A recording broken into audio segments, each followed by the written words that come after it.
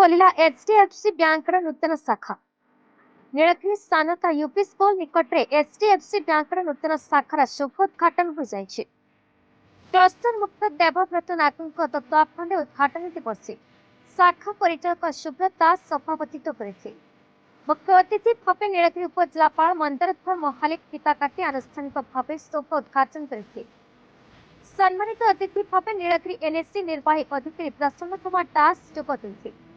Bank शाखा परिचालक श्रीजुक्त सुब्रत दास मुख्य अतिथि सम्मानित अतिथि को पुष्प गच्छति स्वागत करने सहित मानपत्र दे संबर्धित करते।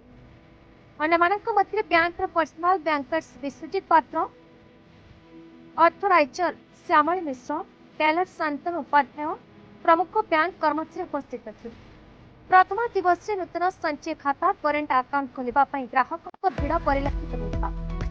नूतन भाव विभिन्न आकर्षणीय शुद्ध हार गृह ऋण आरंभ कर घर उपकरण ऋण, गाड़ी ऋण भली प्रमुख अत्यावश्यक ऋण मान अति सहज कागजपत्र एवं सहज किस्ती बैंक पक्ष उपलब्ध कर शाखा परिचालना सूचना देते। Nilgiri Kiranjit Biswal report, VE news Odisha.